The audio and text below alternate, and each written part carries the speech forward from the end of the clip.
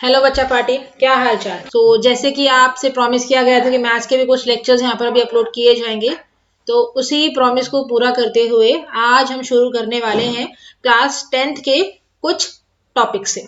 ठीक है, तो क्लास 10th का हम यहाँ पर मैथमेटिक्स में चैप्टर 10 सर्कल के बारे में इस वीडियो में बात करेंगे। ठीक है, तो यहाँ पर क्लास 10th में बेसिकली आपको कुछ टर्म्स आपने नए देखे होंगे, टेंजेंट हैं, कुछ प्रूविंग थ्योरम्स हैं, तो उनके बारे में आपको पढ़ना है।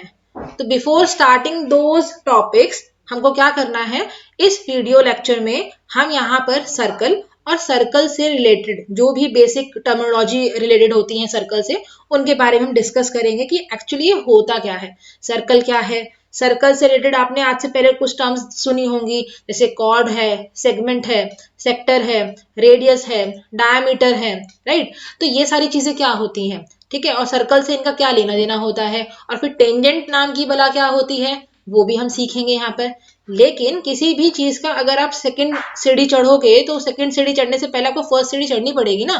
दैट मीन्स कि आपको बेसिक नॉलेज गैदर करनी चाहिए, और बेसिक नॉलेज अगर आपको होगी तो आप बेटर तरीके से अंडरस्टैंड कर पाएंगे उसके हायर कॉन्सेप्ट्स को। ठीक, तो यहाँ पर इस वीडियो में अभी हम शुरू करने वाले हैं टॉपिक अपना सर्कल। तो हम शुरू करते हैं सर्कल की डेफिनेशन से, या ये कह लीजिए कि सर्कल होता क्या है उसके बारे में हम यहाँ पर जानेंगे। ठीक, तो अब आपके सामने स्लाइड पर एक सर्कुलर फिगर बना हुआ है, जिसको देखकर अगर हम किसी से कहेंगे ये क्या फिगर, इसको क्या कहते हैं, स्क्वायर कहते हैं, रेक्टेंगल कहते हैं, तो हर कोई कहेगा कि इसको हम सर्कल कहते हैं।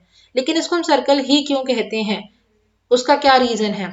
जस्ट बिकॉज उसकी कुछ प्रॉपर्टीज होती हैं, उसकी डेफिनेशन इस तरीके की है कि अगर वो प्रॉपर्टीज इसमें सेटिस्फाई होंगी तो उस फिगर को हम सर्कल कह देंगे, राइट। हर 2D फिगर का नाम होता है ना, स्क्वायर है तो उसको स्क्वायर क्यों कहते हैं, रेक्टेंगल है, रेक्टेंगल को रेक्टेंगल क्यों कहा जाता है, राइट। तो उनकी कुछ फीचर्स हैं, वो फीचर्स उसके अंदर अवेलेबल हैं, इसीलिए उनका नाम उस तरीके से दिया गया है। तो सर्कल के पास भी कुछ ऐसे फीचर्स होंगे, ठीक है, तो वो फीचर्स क्या है वो अभी हम देखेंगे।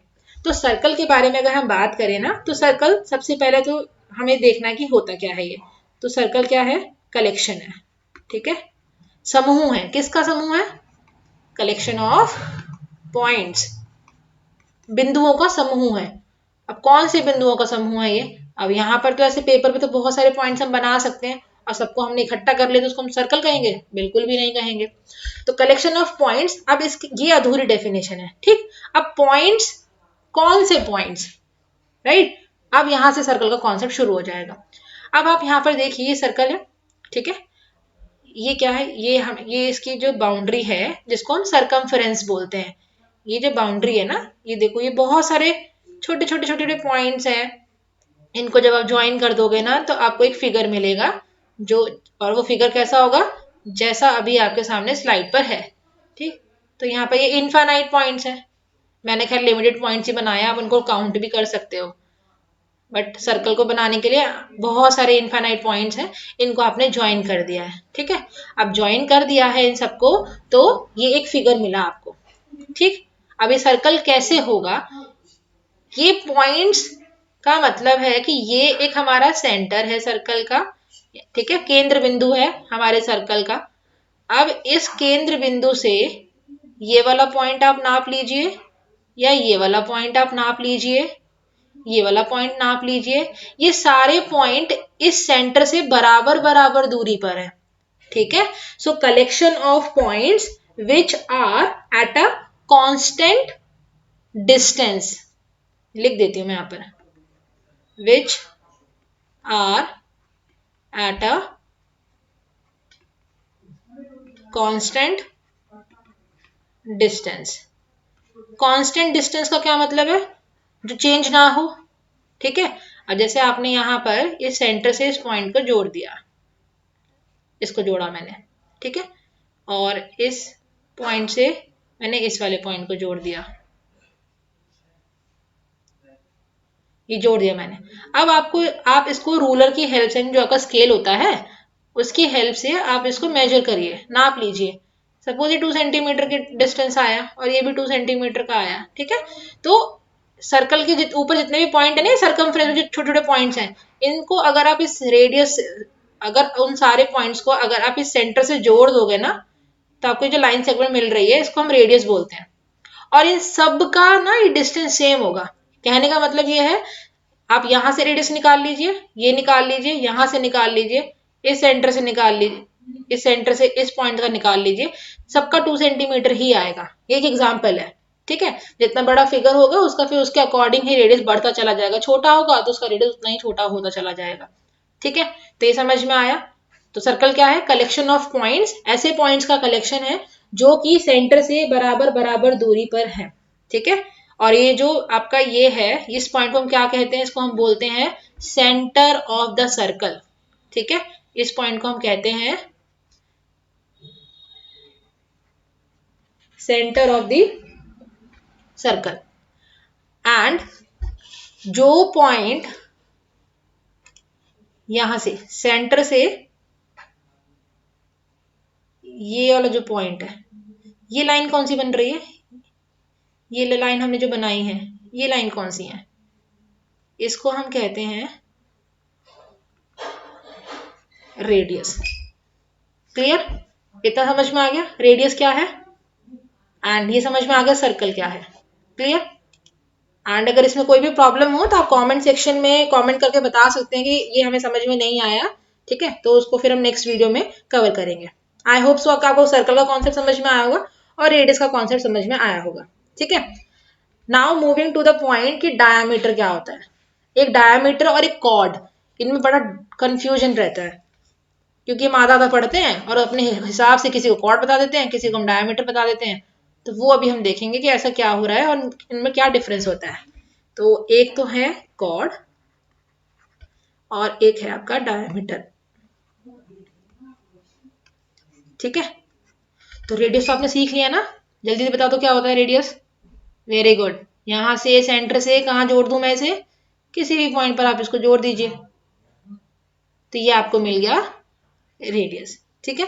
एंड डायमीटर का फॉर्मूला तो हमने सबने पढ़ रखा होता है कि क्या होता है, 2 मल्टीप्लाई बाय आर। रेडियस का 2 गुना हमारा डायमीटर होता है। लेकिन ऐसा होता क्यों है वो भी सीखेंगे अभी, उसको ऐसा क्यों होता है। पहले हम कॉर्ड और डायमीटर का डेफिनेशन देख लें और ये देख लें कि इनमें डिफरेंस होता भी है, होता है तो क्या डिफरेंस होता है, नहीं होता है तो फिर इनका नाम अलग अलग क्यों है। तो यहाँ पर देखते हैं हम डायामीटर। डायामीटर बेसिकली क्या होता है ना, अच्छा ठीक है, कॉर्ड पहले समझा देती हूँ फिर डायमीटर समझ लेना। कॉर्ड क्या होता है? सर्कल के, आपने अभी पॉइंट्स देखे थे ना, अभी हमने पढ़ा था कि circle is the collection of points. तो ऐसे आप 2 पॉइंट को ले लीजिए और उनको आप जोड़ दीजिए, उसको हम कहते हैं कॉर्ड। जैसे मैंने ये वाला पॉइंट लिया और मैंने एक ये वाला पॉइंट लिया और इनको मैंने जोड़ दिया, तो ये आपका हो गया कॉर्ड,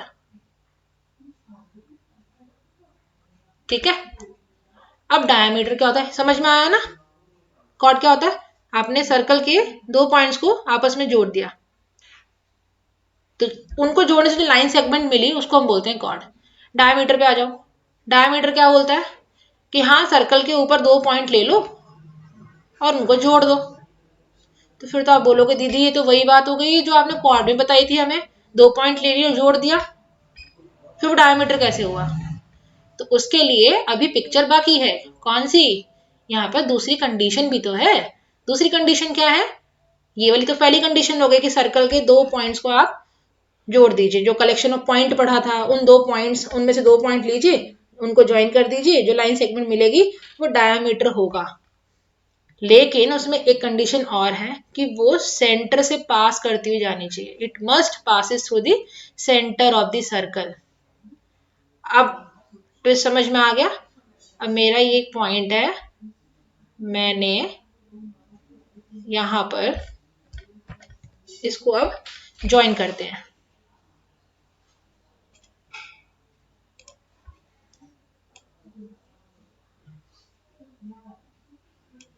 ठीक है।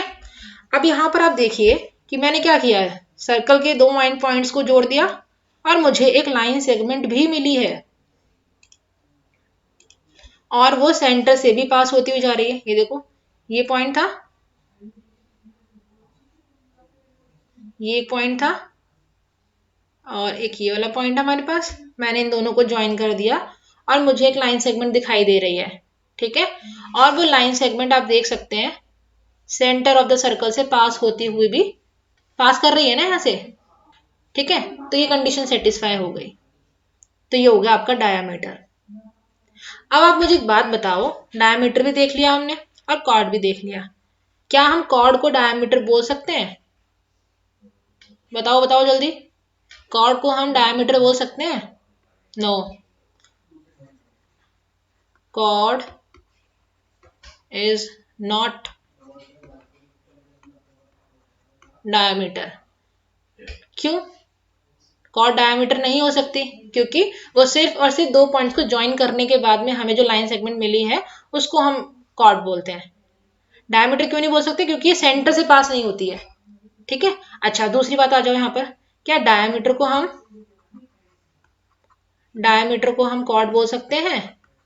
तो बिल्कुल बोल सकते हैं। क्यों? उसकी एक ही तो कंडीशन थी कि दो एंड पॉइंट को जोड़ दो, दो पॉइंट्स को जोड़ दो और जोड़ने के बाद जो लाइन सेगमेंट मिलेगी वो कॉर्ड होती है। ठीक है, तो डायमीटर में ये काम होता रहा है, ये वाला पॉइंट है और एक ये वाला पॉइंट है, जोड़ दिया मैंने दोनों को। कॉर्ड होती तो उसके लिए भी ऐसे करते, जोड़ दिया, है ना। तो ये डायमीटर कॉर्ड होता है लेकिन कॉर्ड डायमीटर नहीं होता है। ठीक है, एंड डायमीटर के बारे में एक फैक्ट और है कि डायमीटर जो है सबसे बड़ी कॉर्ड होती है सर्कल की। ठीक है, कैसे होती है सबसे बड़ी कॉर्ड? आप इस डायमीटर से ऊपर पॉइंट्स को ज्वाइन करके देख लो। ठीक है, आप इसके नीचे पॉइंट्स को ज्वाइन करके देख लो, आपको डायमीटर के बराबर कोई भी कॉर्ड नहीं मिल सकती है। इसलिए डायमीटर को कहा जाता है कि सर्कल की सबसे बड़ी कॉर्ड कौन सी होती है? Diameter is the answer. ठीक है, अब हम बात करते हैं इस पर, diameter is equals to 2 into R. ठीक है, तो दीदी ये 2 इंटू आर कैसे होता है? इसको आपने 2 इंटू आर क्यों लिखा है? तो reason is very very simple, आप फिगर में देख सकते हो ना, यहाँ पर देखो, अब यहाँ पर मैंने कलर चेंज कर लिया, आपको बेटर समझ में आएगा। ये सेंटर है, ये सेंटर से ये हमने बनाया रेडियस, एक रेडियस हो गया, और इस यहीं से हमने फिर यहाँ पर बना दी, ये भी तो रेडियस ही है, अभी सीखा था हमने रेडियस वाला कॉन्सेप्ट। तो ये भी आर हो गया, आर प्लस आर कितना हो गया? 2r हो गया कि नहीं हो गया? तो ये हो गया आपका r प्लस आर 2r। तो डायमीटर किसके बराबर हो गया? रेडियस को अगर आप 2 से मल्टीप्लाई करोगे तो डायमीटर मिल जाएगा, या फिर आप ये कह लीजिए रेडियस क्या है? डायमीटर का आधा है।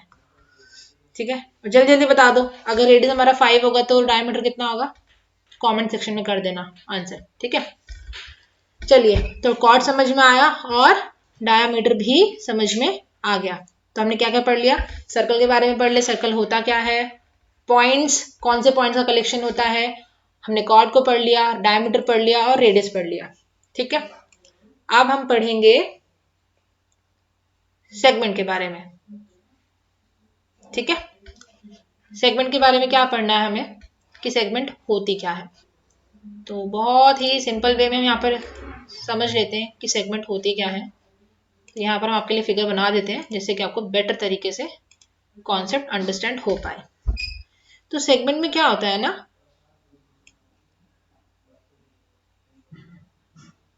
ये मैंने बनाई एक कॉर्ड, अभी भी सीखा था ना हमने कॉर्ड का कॉन्सेप्ट, ये मैंने कॉर्ड बना दी, और आप देख सकते हो सर्कल के ना कुछ पॉइंट्स के कलेक्शन का आप ना थोड़ा सा पार्ट अलग से निकालो तो वो क्या कहलाएगा। जैसे ये सर्कल है,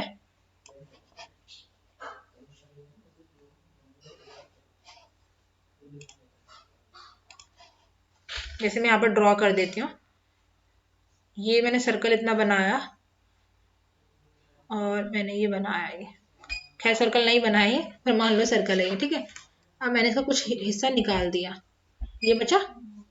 ठीक है, इसको मैंने सारा ही हटा दिया, तो सर्कल का कुछ हिस्सा, ठीक है, यानी कि पार्ट ऑफ द सर्कमफ्रेंस, ये वाला हिस्सा दिख रहा है आपको, जो हमने इस कॉर्ड के नीचे बनाया हुआ है, ये वाला पार्ट, ये वाला पार्ट, ये वाला है ना, ये जो ब्लैक ब्लैक बाउंड्री है ना, ये वाला, इसको हम बोलते हैं आर्क। ठीक है, और ये क्या है हमारी जो ब्लू लाइन है, इसको नाम दे देते हैं ए और इसको दे देते हैं नाम बी। अच्छे समझने के लिए आर्क को हम इस पॉइंट का नाम दे देते हैं सी। तो ए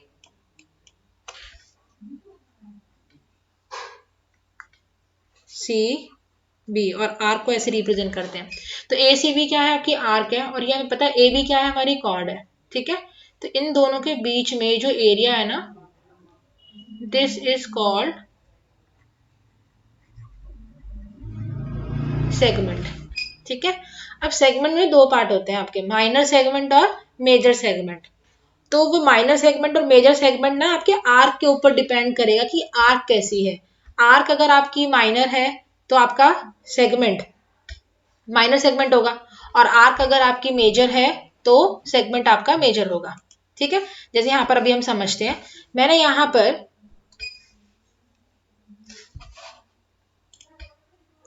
पर हम बना लेते हैं इसको। ये मैंने एक कॉर्ड बना दी। ठीक है, इसका नाम मैंने क्या दिया था, ए, और इसका नाम दिया था बी, और इसका नाम दिया है हमने सी। ठीक है, ये देखो। अब आप एक बात बताओ मुझे, ये जो ए सी बी है, और इस पॉइंट का नाम मैं दे देती हूँ पी, और एक है आपकी ए पी बी, ये वाली आर्क है। ये देखो, यहां से लेके यहाँ तक, यहाँ से लेके यहाँ तक। तो इस सर्कल का जो सर्कमफ्रेंस है, जो आपकी बाउंड्री है, ए पी बी, ये बाउंड्री बड़ी है या ए सी बी, ये वाली बाउंड्री बड़ी है? जाहिर सी बात है ना, ए पी बी ये वाली आर्क जो है बड़ी है, और ए सी बी आर्क जो है छोटी है। तो ये वाली हो गई आपकी माइनर आर्क, और ये हो गई आपकी मेजर आर्क। तो जो एरिया आपका कॉर्ड माइनर आर्क के साथ में बनाएगी वो तो कहलाएगी माइनर सेगमेंट। ठीक है, और यहां पर मैं क्रॉस क्रॉस क्रॉस क्रॉस इसको मैंने फिल कर दिया इस तरीके से। तो अब ये वाला एरिया कौन सा हो गया, इसको हम कहेंगे मेजर सेगमेंट। अब जल्दी जल्दी बता दो बच्चा पार्टी कि आपको कितना समझ में आया। समझ में आया मेजर सेगमेंट और माइनर सेगमेंट का कॉन्सेप्ट? ठीक है, कहीं भी कोई प्रॉब्लम हो तो कमेंट सेक्शन है ना आपके पास, आप उसमें कमेंट करके बता सकते हो कि आपको कहाँ प्रॉब्लम फेस करने को मिल रही है, सो दैट कि उसको हम फिर रिजॉल्व कर पाए। क्लियर, इतना समझ में आ गया? अब बचता है हमारे पास सेक्टर। चलो तो सेक्टर के बारे में पढ़ लेते हैं, थोड़ा सा गैस लगा लो क्या होता है सेक्टर। सोसाइटी में बने होते हैं ना सेक्टर 32, सेक्टर 35, ऐसे बहुत सारे सेक्टर, वो सेक्टर नहीं है। ठीक है, अपना अपना वाले सर्कल का सेक्टर क्या होता है वो अभी हम सीखेंगे। तो आपको क्या करना है ना, यहाँ पर देखिए, ये है आपका, जल्दी बताओ क्या है ये, सेंटर ऑफ द सर्कल। ये मैंने बनाया सर्कल का सेंटर, और इस सेंटर से सर्कल के ऊपर जितने भी पॉइंट्स हैं उनकी दूरी कैसी होती है, बराबर बराबर होती है। याद आया? ठीक है, अब हम क्या करेंगे, मैंने इस वाले, ये जो सेंटर है एक ही सेंटर होता है, ठीक है, और इसको मैंने ज्वाइन किया। तो जल्दी जल्दी बताओ, ये जो लाइन सेगमेंट बनी है इसको मैंने नाम दे दिया ओ, और इसको मैंने नाम दे दिया ए। ओ ए, ये जो लाइन सेगमेंट है ये क्या है? वेरी गुड, आई गेस कि आपने सबने आंसर सही दिया होगा, रेडियस है ये। और मैंने यहां से इसको ज्वाइन कर दिया, रैंडम ज्वाइन किया है मैंने, जरूरी नहीं कि इसी तरीके से ज्वाइन करना है आपको, आप कोई और दो रेडियस भी ले सकते हो। ठीक है, ये हो गया आपका ओ बी, ये भी रेडियस है। ठीक है, और इसका नाम दिया मैंने सी, जो पिछले फिगर मैंने सी लिखा था, यहाँ पे सी लिख देती हूँ, यहाँ पर मैं पी लिख देती हूँ। ठीक है, अब मुझे जल्दी जल्दी बता दो, ये ए सी बी माइनर आर्क है या मेजर आर्क है? और ए पी बी, इसके बारे में जल्दी बता दो, माइनर आर्क है कि मेजर आर्क है ना? तो ए सी बी क्या है आपकी, माइनर आर्क है। तो दो रेडियस और ये आर्क, ये मिलके जो आपस में ये जो एरिया है ना, इसको हम सेक्टर कहते हैं। ठीक है, अब ये क्योंकि आर्क माइनर है तो इस बेचारे का नाम भी माइनर सेक्टर पड़ जाएगा। अब ये बाहुबली है ना, ये आर की बाहुबली थी तो सेक्टर का नाम भी बाहुबली पड़ जाएगा। जस्ट जोकिंग, बाहुबली नहीं, मेजर कहेंगे उसको हम। ये हो गया आपका मेजर सेक्टर। ठीक है, तो यही कुछ टर्म्स थे जो आज हमें कवर करने थे। आई होप कि आपको ये सारे टर्म्स जो अच्छे समझ में आए होंगे। ठीक है, एंड एक चीज और इनके साथ साथ एक छोटा सा कॉन्सेप्ट है जो सर्कल पढ़ाते टाइम में सब बच्चों को पढ़ाती जरूर हूँ, बताती भी हूँ, सो दैट उनका रिवाइज भी हो जाए और जिनको नहीं आता है वो अपना सीख भी जाए, क्योंकि कई बार बच्चे पूछ भी नहीं पाते ना सर्कल का टॉपिक चल रहा है और कहाँ फिर वो पहुंच गए लाइन और लाइन सेगमेंट में। तो ये चीज हम समझ लेते हैं कि लाइन क्या होती है, लाइन सेगमेंट क्या होती है। तो यहाँ पर देखिए बहुत ही सिंपल सा कॉन्सेप्ट है सिंपल लेकिन याद नहीं रह पाता है, ना ही वो समझ में आता है। कभी हम लाइन को भी लाइन सेगमेंट बोल देते हैं, लाइन सेगमेंट को भी लाइन लाइन बोल देते हैं, तो वो आम बोलचाल की भाषा का और हमारे सब्जेक्ट का उसको कोई लिंक नहीं करना है हमें कि हम जो आम बोलचाल की भाषा में गलत बोल रहे हैं तो उसको हम फिर सच मानने बैठ जाए। ठीक है, प्रॉपर नॉलेज होगी तो हम प्रॉपर तरीके से बोल भी पाएंगे। ठीक है, तो अब हम बात करते हैं ये जो मैंने रेडियस बनाए थे यहाँ पर, ये यहाँ पर मैंने सेंटर बनाया था एक, है ना, एक ही होता है तो एक ही बनाऊंगी ना। ये एक था, मैंने यहाँ पर ये बनाया, ये रेडियस है आपका, इसका नाम मैंने ए दे दिया और इस पॉइंट का नाम मैंने ओ दे दिया। ये ओ ए क्या है, जल्दी बता दो, ओ ए क्या है। ओ से शुरू हुई ए पे खत्म हो गई, या यूं कह लीजिए ए पे शुरू हुई ओ पे खत्म हो गई, है ना। तो ये क्या है, ये एक लाइन सेगमेंट है। ठीक है, ये लाइन सेगमेंट क्यों है, देखिए हम पढ़ लेते हैं यहाँ पर लाइन सेगमेंट और इसके नीचे लिख देती हूँ मैं लाइन। ठीक है, फिर दोनों में डिफरेंस समझेंगे। लाइन सेगमेंट का मतलब होता है जिसकी एक फिक्स्ड लेंथ होती है, और जिसकी फिक्स लेंथ होगी उसको आप नाप पाओगे कि नहीं नाप पाओगे, नाप लोगे ना, मेजर कर लोगे उसे स्केल की हेल्प से। ज्यादा बड़ा अगर आपको कुछ भी मेजर करना है, कोई बड़ी लेंथ मेजर करनी है तो फिर वो बड़ा स्केल आता है, उस बड़े स्केल से आप इसे मेजर कर सकते हो, है ना। इसका मतलब मेजरेबल है। क्यों मेजरेबल है, क्योंकि उसकी फिक्स लेंथ है। अगर उसकी लेंथ का कोई और छोर ही ना हो तो उसे हम कैसे नापेंगे। ठीक है, तो लाइन सेगमेंट क्या होता है, लाइन सेगमेंट आपकी एक फिक्स लेंथ होती है उसकी, ठीक है, जिसको हम मेजर कर पाए, वो लाइन सेगमेंट है और लाइन का ही पार्ट होता है ये। आया समझ में। मैंने यहाँ पर ये बना दी लाइन, ये बनाई मैंने लाइन और मैं इसका नाम देती चलो पी क्यू। और मैं पी क्यू को कैसे लिखूंगी, ऐसे। यहाँ देखो मैंने ओ ए को कैसे लिखा, ओ ए के ऊपर मैंने एक छोटा सा बार बना दिया है। इसका मतलब ओ ए क्या है, आपकी लाइन सेगमेंट है। क्या इसको मैं ए ओ लिख सकती हूँ, बिल्कुल लिख सकते हैं, क्योंकि आप देखो ओ ए लिखा है ना, तो यहाँ पर भी एंड पॉइंट है, यहाँ पर भी एंड पॉइंट है।